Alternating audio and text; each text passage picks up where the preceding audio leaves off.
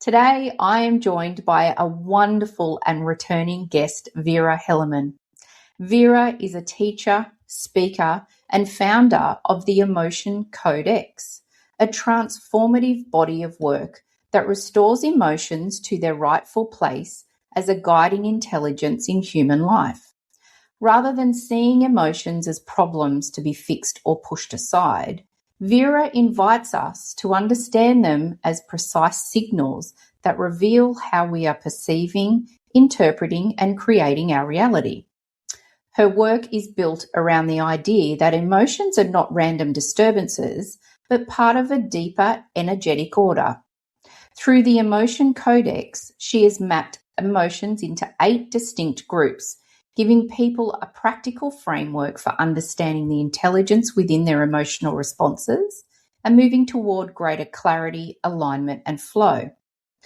Blending non-dual philosophy with grounded experiential teaching, Vera encourages people to explore their own inner experience rather than simply adopting beliefs.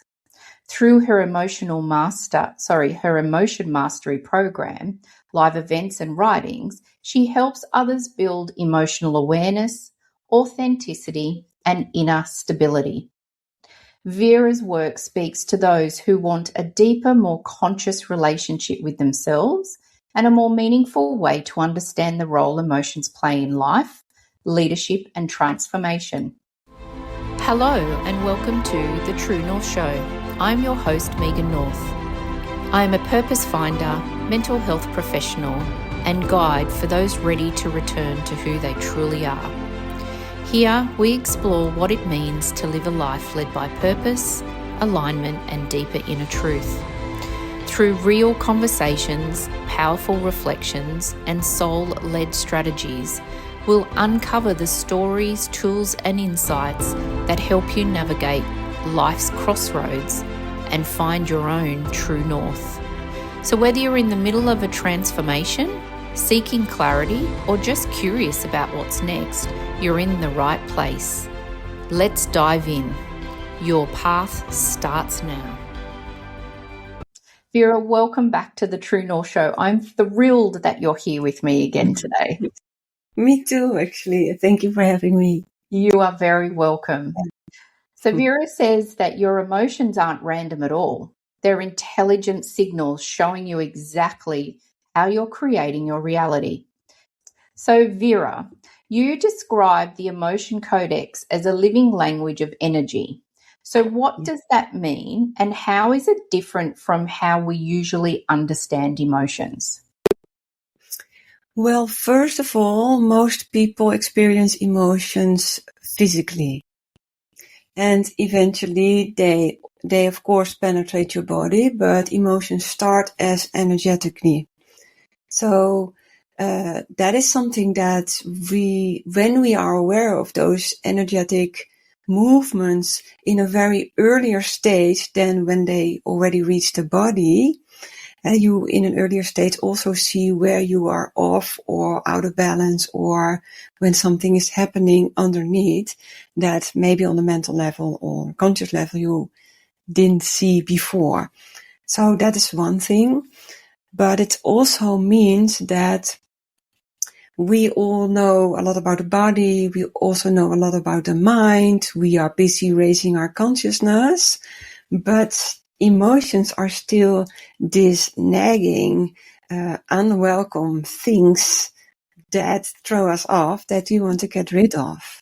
But through our emotions, we can learn to understand the energetic templates that actually carries this whole reality.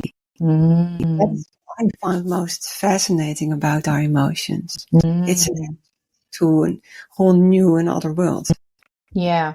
And the way that we respond to our emotions and the way that we deal with emotions and the way that we experience our emotions, is it something that we're taught as we grow up? Like, is it something that we view from our parents, or is it a DNA thing, or is it a little bit of everything? Well, emotions actually, these are these energetic principles. So energetically, we are all connected to each other. So we are also affected by each other.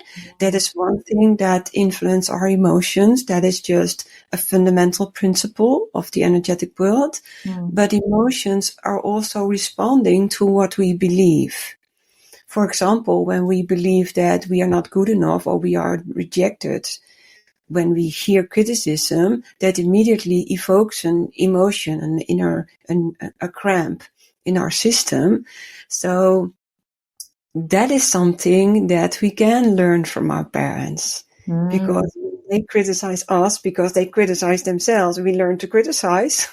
Then we get these inner voices, which started with the outer voices, and then our emotions will respond.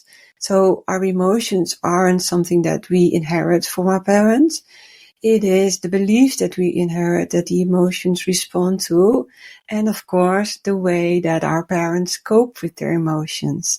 And when we look at this time and the generation of our parents and our parents' parents, they all seem to suppress emotions, don't talk about it, don't show it, shovel them under the carpet. And so most people haven't learned to deal with emotions in a healthy way. But fundamentally, the energetic movements are the same everywhere in every culture all around the world, even in animals. Right. And I remember when we spoke last time, it's interesting that you talked about the animals, because I remember that you gave me an example of a goat. Was it a goat that you were talking about? Yes, it was. And I also remember that I changed the kilos and the pounds. So Yeah. actually it was 160 pounds goat. We sold her eventually. And when can you give an example, like I'm going to say a simple example, but an example of something that you've worked with a client in relation to this, or something yourself that would give the audience a little bit more of an understanding in relation to what you're explaining. I understand it because I'm an energetic healer and I kind of get all of this, but I suppose for someone who is thinking, oh my gosh, I have no idea, I think sometimes an example always helps. Yes, let me give you a quite breakthrough example, and that's about anger. So when you look at anger, it feels like your wrist or fist, or how do you say that?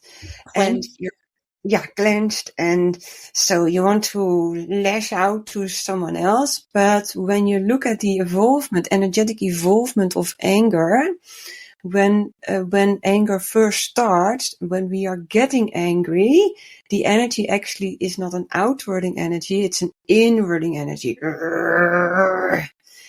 And that always is because before we got angry, our energy was wasted or divided or taken by something in the outer world. So anger is something that most people hate, don't understand, or even don't accept. But when you understand that anger pops up to help us regain and recenter our energy because we spilled it somewhere else, we lacked it, this getting angry process is actually a good thing, because it actually gets your energy back from where you've spilled it. Wow, that's a fantastic example. Yes, because it's Because all about energy, and emotions have partially the purpose to regain your balance continuously, because they're also responsible for your vitality and your energetic field around you. yes, yeah, yeah. Because it's the energetic part of you. Emotions are the language of the energetic part of you. And when you talked about that in relation to that, your energy going out and it needs to come back, I do a lot of work with my clients around boundaries. So having boundaries in relation to your energy. So is that something also that sort of ties into this, in the sense of, if you've got strong boundaries around who you are, your belief systems, your values, and your energy, then that can also help you from an emotional point of view? Yes and no, because when you have strong boundaries on a mental level, actually that makes things a lot more difficult, because people with a lot of boundaries between right and wrong and what they should do and what they cannot do and what the world looks like, they live in this kind of way. And that makes that everything that happens outside of that view contracts and is not accepted and is reversed and is scary, and that actually evokes a lot of emotions. Wow, of course. Yes, but when we speak about energetic boundaries, that is emotion group discussed aversion, that's a whole different thing, because then energetically you immediately feel if something is feeding you or draining you. And that's a very strict, threshold that you can sense. Yes. And that's a real boundary. And when you cross this boundary, you feel, something is off. But then wow. Mental or energetically. Yeah, okay, that's really interesting. And the example of that would be when some people say, I spend time with someone, and when I walk away from them, I feel so drained because they've drained my energy. Whereas if they spend time with someone, we say, I don't know whether it's a universal thing, but here in Australia we'll say, someone really fills my cup, because their energy is really lovely and I feel great around them. So that then I'm feeling like that's kind of a good example of the draining of the energy, as opposed to making you feel great with your energy. Exactly. And then we have in this world all these social rules that keeps you in the neighborhood of draining people because you need to be nice and all that kind of things. Yeah. And you find your people and they resonate with you, they amplify your essential energy. Yeah. That is what those people do. They are people on your wavelength, and this wavelength is vibrating and amplifying. So energetically. I love that. Wow. That's, really good. Really, really good. And so, so a lot of people see emotions as, something that I've got to manage or I've got to heal it, but you approach that differently. So can you explain what the shift is? Well, the interesting thing is when we talk about healing, there are two parts about healing. And that is one, when something has happened to you, you make assumptions and conclusions about that incident. And then these conclusions shapes your belief system. And when something likewise happens again, this triggers the emotion. So part of healing is, of course, looking at things differently so you can make peace with it. The other part of healing is the energetic release. And that is totally energy and balancing your system. But working with the Emotion Codex actually not only gives you an insight in your own pain and beliefs that aren't aligned with your true essence or block you in evolving the emotions response to, they also give you insight in the true purpose of these emotional forces that are actually here to give you something. And when you feel negative emotions and you tune into that emotion as if it were an external entity, you understand why it doesn't only hurt you, but also hurts the energetic force because you ignore or neglect or reject its gifts for you. That is what the Emotion Codex can give us, because understanding those forces will uplift your life in a way that only enlightened people experience. Yeah.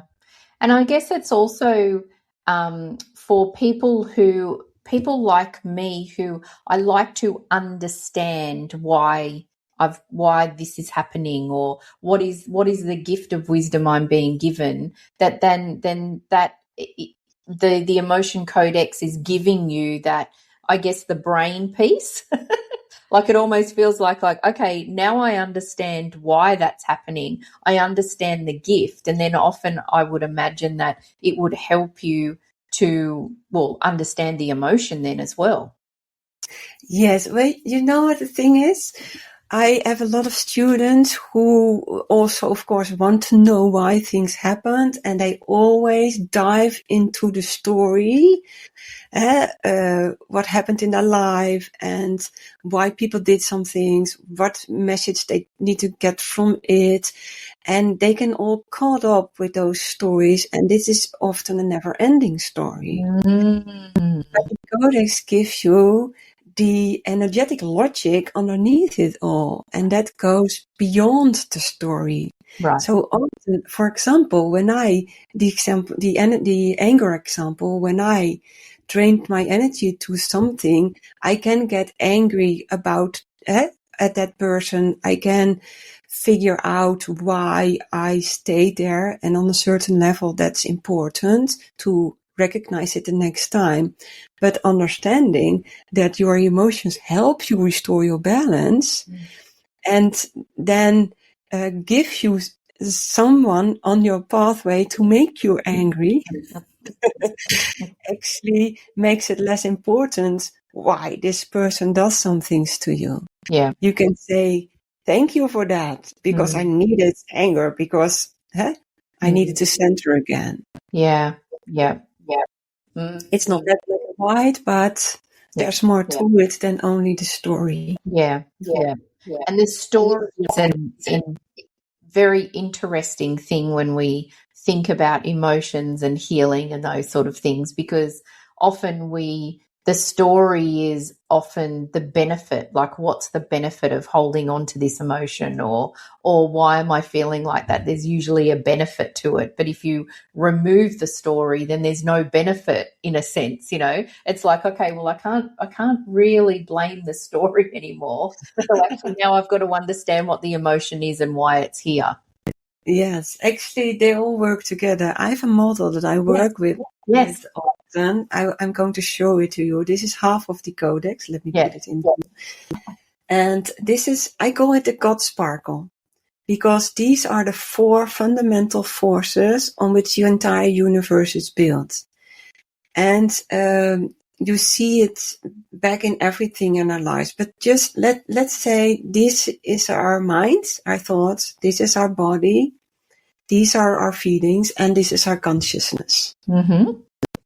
So what we always look for is how they come together. So, for example, something happens in our life, we make a conclusion about that, and when it's either not aligned with our true essence, our emotions respond to that. So, for example, someone is depressed, and we feel our energy is drained, and we blame that person. Or we blame ourselves to be long enough with that. And then, so we blame that other person, and then this other person changes in front of our eyes. Our emotions get more angry. But a lot of people are asleep in this process. These are all automatic patterns. So we have to stop the loop somewhere. And that's where consciousness comes in. And the understanding about the principles of our human equipment. This is our human equipment: body, mind, feelings, and consciousness. Well, I use it in a lot of cases to explain things, but sometimes we think differently than we underneath believe, and our emotions always reveal what we truly believe. Because I love that, because it's very hard. I mean, you can sweep your emotions under the rug, but at the end of the day, they do end up coming out, don't they? So it's very hard that ultimately the emotions are going to come up to the surface and show themselves eventually. Totally, yes. You always bring yourself, so we can look the other way around. We can, think differently, but still believe something. And then, yes, all our emotions are always more truthful to us. Yeah. They are the mediators, actually, between our conscious mind and what's going on in our inner world unconsciously. Yeah. And would you say then an example of that is, when I'm a real people observer. I love to just sit back and listen to conversations and sort of observe people. And sometimes I've seen someone say something, I don't know, maybe to their husband or wife, and there's no words spoken from the other person, but you can see their body language. And that, I guess, is that example, right, of there's no word spoken, but their true self has reacted, and that emotion has reacted in their body in the true response. Yes, exactly. And they probably made an assumption, and I don't know if that's true at all. So we all live our own story. Yeah. Actually. So we are also trapped in our own story.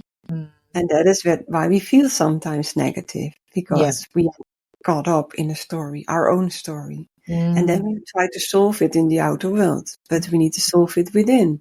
And our emotions are the guides that show us what's going on, because each emotion shows something different and teaches us something different and asks something different of us. Yeah. So I divided all the emotions in different groups, and they also correlate to life themes.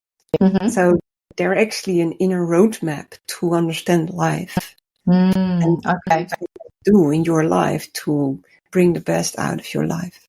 Yeah, okay. And that was the next thing that I was going to ask in relation to that you've mapped the emotions into those 8 groups. So what became visible to you when you started to see the emotions in this structured way? Wow, that was mind-blowing when I started to see the different structures and how they interacted with each other.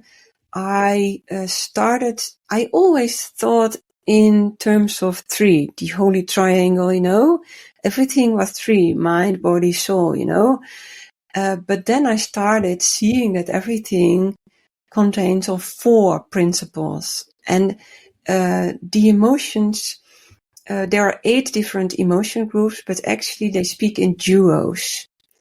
Okay. And these duos relate to the 4 fundamental principles of life: force of oneness, force of information, force of interconnection, and force of motions. And you see that in everything.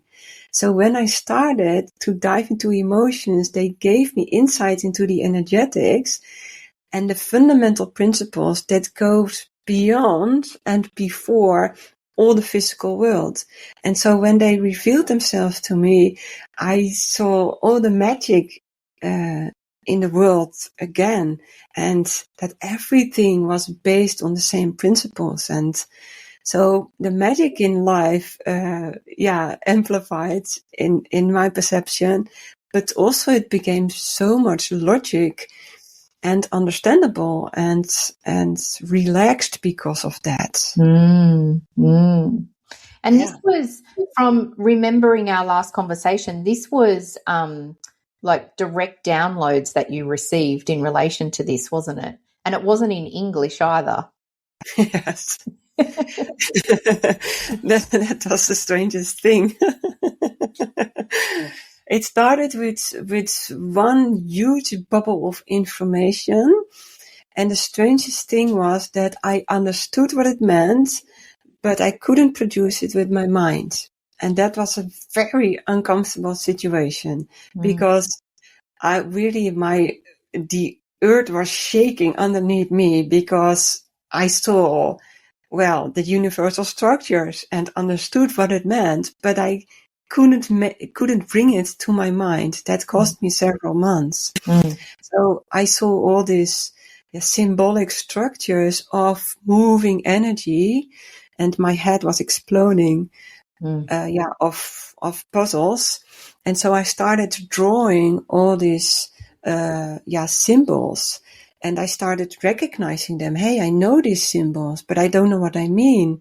I know what I mean, but I didn't know what they said about the symbols. And then I was looking them up, and they didn't really exactly told the same as I saw. So I stayed true my truth, because it was such out of an earthly experience. Yeah. And the books were all written by people, so I stayed true to myself. And then I started to understand that all these symbols were related to each other, and was left for us in ancient time to remember about energy. And but this was all forgotten during the ages, during the centuries. So, all the symbols that we use differently are all interconnected and all speak about the same thing, about the energetic structure of the universe. That is, through our emotions. I could see them and receive them and translate them to an emotional structure. So that is so tangible and so recognizable and close to everyone that we also get to understand that. Yes. Because you don't have to be so super psychic or sensitive to see it. We all experience it through our energetic, our emotional, experiences. And I love that the symbols were something that came through for you as well, because I think that if you weren't a person that had sort of an understanding of energy and had, I guess someone that had no idea about this type of work, the symbols and the tangible, being able to see something, I think is a real gift that you were given too, because it helps you then to explain this work and the emotions themselves. Exactly. And we, of course, are all equipped for what we need to do in life. Yes. So I was born to teach people about energy through our emotions. So I got this psychic ability. I got this artistic brain that could structure anything, maybe even a nice personality to bring it.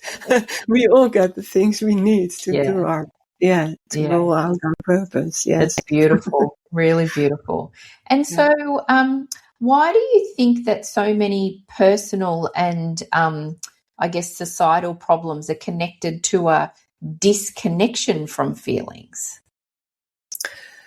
Yes, there are. When you look at the society, I see a huge lack of understanding of feelings. Of course, the intellectual era that we are in, we all need to understand it. And now with all the AI and distraction on a mental level, I see how we ruin this planet, all because we haven't integrated the force of interconnection. So when we look at this model again, these also speak about those four forces: the force of information, the force of motion, the force of oneness, and the force of interconnection. So this one is left out. So everything that we see is true. That's science. This is psychology. It's all in the mind, and you need to be smart to be something. This is actually maybe religion. There's a higher force, and that's consciousness. Yeah. But this is feeling. So also a lot of people who are very conscious can be very immature or premature even in feeling. I always thought that highly consciousness people also have a lot of emotional intelligence, but that's not true. So when you look at this planet, this connects us all, the force of interconnection, and that is our feeling. And when you relate to that, and in a tangible example is the moment that you start sharing about feelings. Well, no one does that. We only share our successes. But when you really would share about feeling, and not wanting to fix it or not wanting to give advice. It so connects us. Yes. And everyone is so scared about that. But we all long for that. We all lost the sight of the connection of it all. Yeah. Yeah. Well, I can give you so much examples of the lack of feeling in this society. Yeah. Yeah. Yeah. And I always think it's interesting when I ask someone, you know, how are you? Yeah, I'm good. Or I'm fine. Yeah. And it's Yeah. like, and you know, if it's a close friend, I've got a couple of very close friends and my business partner also, that we're like, no, that's not the response that we want. Like, how are you really? Tell me. Exactly. I'm going to listen. Yes. I'm going to listen. But most people are afraid of such a question. Oh, don't grab to my soul. Stay out of it. Yes. Yeah. Yeah, it is very. It's a big threat when you really want to know. Yeah. Yeah. Yeah. About 18 months ago, I wrote a white paper, so a research paper in relation to mental health and wellbeing in the IT industry, so specifically the IT industry here in Australia and New Zealand. And when I spoke to leaders, so I was talking to like CEOs and executives who manage big teams. And as we know, people who are in IT are often just behind a computer and, you know, that some of them don't talk very often. And so when I really dived into this conversation with these leaders, I asked them about asking your employees, are they okay and are they struggling? There was the fear or the worry about asking the question was never there for them. What they worried about was, how do I respond and what do I do if they say I'm not okay? And so it was a really interesting research that I did, because then I thought, well, actually, I think probably a lot of us, and particularly around mental health, if you've never experienced mental health issues or someone who has, a lot of people worry that if someone tells me I'm not okay, that it's like, but you're not there to help them. You can actually go and get help for them. But it's just interesting that response from people. Often people are worried about, what if somebody tells me I'm not okay? How do I respond to that? Yes. Maybe even also because we don't know how to respond to our own unhappiness inside when something's going on. Yeah. They're all left-handed in coping with negative emotions. Yeah. Help. When I even can do it myself. What should I do with someone else? Yes. And so we keep on the loop of not sharing. Yeah. I'm fine. I'm okay. All good. Yes.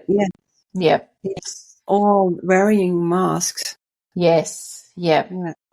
And so it probably leads into something that I was curious about too, is that so I think that most people, or what do you think most people misunderstand about emotions? And then what changes when someone truly starts to understand their emotion instead of reacting to them? So what happens to someone once they start to get this in-depth information and understanding? Yes.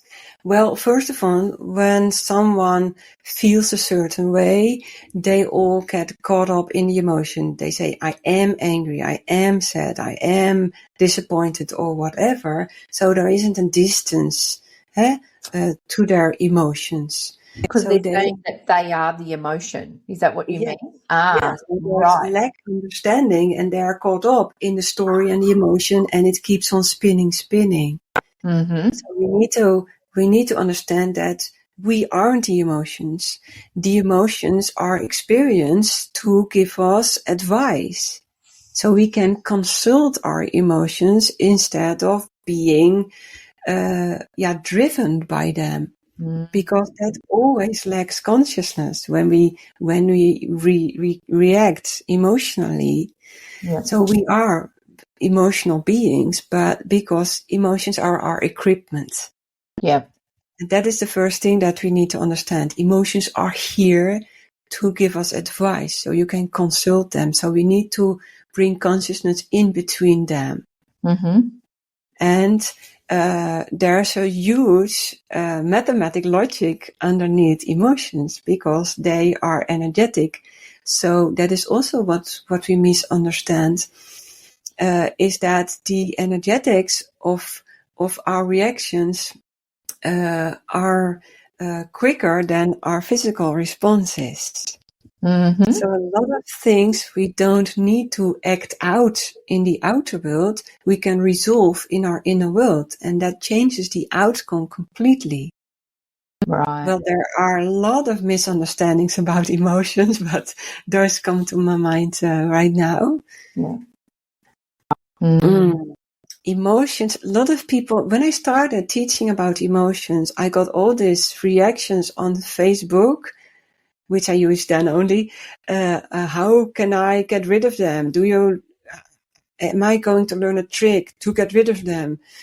Or everyone wanted to get rid of emotions, but emotions are fascinating. They are important. They are enriching. They are exactly what we all want. We all want to be happy, and happy is an emotion. You don't want to get rid of emotions. Yeah. You want to understand them and integrate. But yeah, they are also energetic vitality. If you balance your whole energetic system, and I will show you the codex. This is the Emotion Codex. This is also what's around us. This makes our energetic field. When you balance all these are emotion groups. When you balance all these emotions, so they are going to work together as an energetic, army to keep you healthy and vitalized and give you all the ingredients to attract a life that is aligned with your true essence. Are we starting to understand it? Yeah, definitely. And so if we talk about like emotional mastery, what would that actually feel like in a daily life? So for you, I would think that probably 95% of the time, 99% of the time, you've got emotional mastery. And so what does it feel and look like in daily life? Yes, let me first explain that each of the 8 emotional groups contains positive as well as negative emotions. Okay. Yep. They are correlated to life themes, and when something is off in that life theme, that specific emotions will respond. The more we are misaligned, the more negative those emotions will be. And so when we learn to understand them and cope with them, we can raise the ladder of those emotion group and at least be at peace and calm inside. But what we also can do when we really understand those forces is that we, as I explained with the model, we can amplify those forces while they all are raised and working together, and then we amplify our energy. Wow.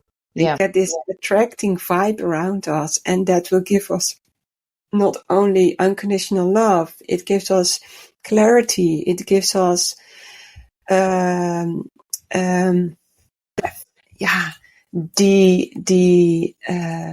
adventurous mind. It gives us determination and focus, and I'm going through all those emotion groups. At the top of the ladder, when they are working together, you can create the life you were born to live, because you know that each one of these forces is needed to create your life. You need an intention, you need ideas, you need focus, you need the energetic carrying field. You need to step out, you need determination to eventually produce something in the outer world. All these forces are needed to also create, and you will know how. And so through that, I guess I got a bit of some intuition in relation to this, in the sense of, is it then like when something happens, and the emotion, is it like pausing and observing the emotion? Is that Yes. what like the mastery is then going the pause and recognizing it, observing it, and then working with it? Yes, but that will be quicker and quicker. So in the beginning, when you learn to use this language and learn to understand and talk the language, then when something happens to you and an emotion pops up, this emotion is an alarming bell to wake your consciousness. Then you stop the time, you consult that emotions, you search why it feedbacked on what. You know what the message is, you know how to resolve it. And it seems like a process of a few minutes. But once you understand that, you're starting to understand life, and that life isn't so bad, and that everything that happens isn't a coincidence, and that actually you attracted that because you already were aware of your energetic inner world in an earlier state. So the more you work with emotions, you understand them, the more you resolve old pain and eventually live a life that is aligned. Yeah. And this aligned life doesn't evoke so much negative emotions. Yeah. And the moment they do, you grab them earlier than them when they already at the bottom of that ladder. Yeah. You already feel, and align again. Yeah. Yeah. So Wow. you're far more centered all the time. Wow, it's amazing. And so this Emotion Codex work that you do, is it one-on-one work that you do with clients, or is it coursework? How can people connect with you and understand more about this work that you're doing? Yes, I don't work one-on-one, but the other hand, I do, because within the Emotion Mastery program, that's a 1 year or a 9-month trajectory. You have access for a year.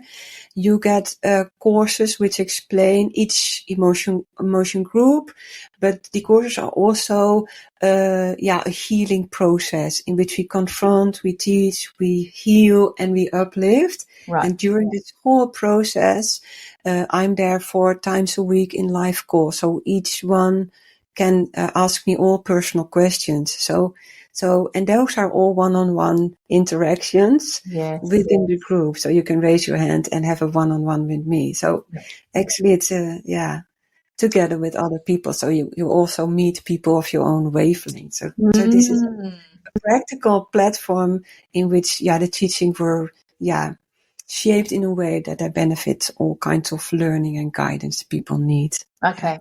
And so if someone is sort of at the beginning of their journey, do they step straight into the program, or is there a step by step, or how does the program work?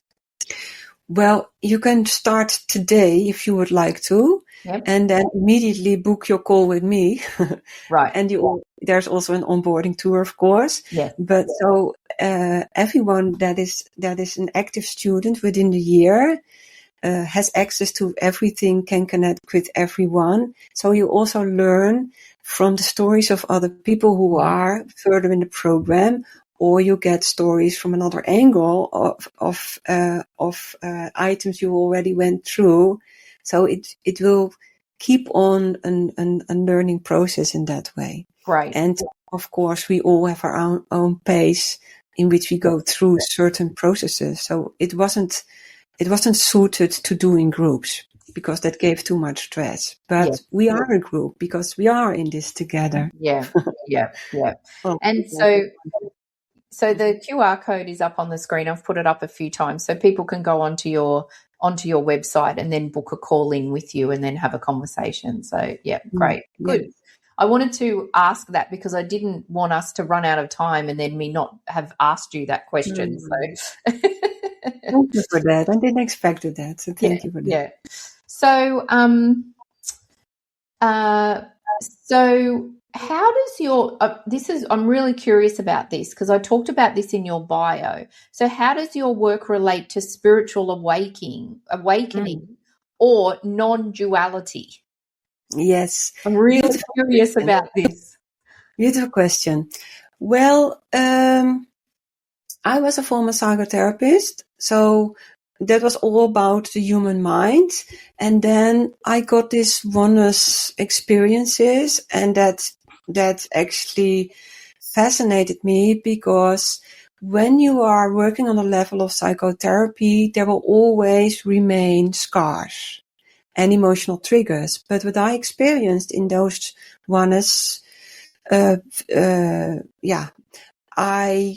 was totally beyond scars. There weren't scars and there weren't triggers anymore. So I started to inquire that route and taught people about that. But after that, I heard this voice that told me I needed to write about emotions. And the interesting thing about that is that, so I made this program and all students said to me, this is so logic and so simple. Why did no one came up with this before? Right. And that actually was because when we are in the physical world, we live by principles of the law of attraction. You can build your own life. You need to set goals. And non-duality actually speaks of you don't have free will. So they always bite each other. But what I discovered is that actually they are two sides of the same coin and they belong to each other. So only because I understood both sides and saw that they were related to each other, I could see the whole picture, because emotions are energy and they reveal the whole picture of how this life here unfolds, whether we have free will and on which level. And so emotions are so much more than just psychological instruments. Yeah. And they speak of not only our individual life and goals, but because we are all connected, we also are somewhat like a bee crowd. But when we starting to live not for ourselves and gaining what we want, when we truly live from ourselves, it is from the inside out. Mm. And so energetically also, it is the energetic field goes out and it goes in again. And with that, it actually as well take care of ourselves as take care of the whole system. Yeah. So we are living our own life, but we also are part of a much bigger chain. And that is all intertwined in the principles of the Codex. Yeah. Beautiful. Beautiful. And this is an interesting thing for us to touch on as well, is that, so what would you say the difference is between emotions, feelings, intuition? Do you think that they're different? Yes, totally. But in the approach, they aren't so different. When I take this example again, I would say that on a physical level, we experience emotions as instinct. Mm-hmm. Scary when we are at the top of a building. Yeah. When we experience them on a mental level, it are emotions, because emotions give feedback to our beliefs. Mm-hmm. When we purely would feel emotions, those were feelings because there are energetic vibrances that we feel when we come closer to people. Those are feelings. And when insights from our higher consciousness speaks to us through our feelings, I would say it's intuition. Yeah. Yeah. So I don't approach them differently, but they come from a different level of existence. Yes. Yeah. That's a beautiful explanation, actually. Yes. Yeah. Really beautiful. Wow. And the one is not more important than the other. A lot of people think, yes, intuition and feelings, that's good. But emotions, I need to get rid of. They are from the lower self. But that's not true. They actually are very important because they bring to light all the misassumptions that we have as human beings, carry with us. What we've logically thought of things. Exactly. So emotions are as well as important as our feelings. Yeah. They just show us different things about life. Yeah. Yeah. Wow. It's a beautiful, something really beautiful to leave with, I think, because I love that. That's a real, I've been asked that before and I'm like, oh, I'm not really sure, but that was a really good explanation. So I might take that one. Thank you. I'm a bit shocked that we've only actually got a couple of minutes left. I feel like we've only been talking for 5 minutes. So, I'm going to ask you the same question, a little bit tweaked though, because you've already answered this question for me before. So I'm going to tweak it, the usual question that I ask all of my guests when we finish our conversation. So can you share with us what is one lesson or truth that you've learned over the last 12 months that you're really grateful for? Yes, I'm really grateful for, and that is actually very practical, because once you understand life, your lessons are all about being a human. Yeah. So what I learned, what I'm very grateful at, is I knew I needed to roll out my purpose in English, and that was kind of scary because I'm not a traveler. I'm really a rural girl in the Netherlands. And so what I've learned in meeting all these people all around the world from all kinds of religions and backgrounds is that inside we are all the same, all the same. Oh, and when I speak it out loud, actually it touches me because there's so much misunderstanding and misaccepting about that, but we are all the same on the level of emotions. Oh, how wonderful would it be if we all would see that? That's each other also at that level. I felt that too when you said that. That was really, really beautiful. What a beautiful way to finish our conversation. Yes. Thank you.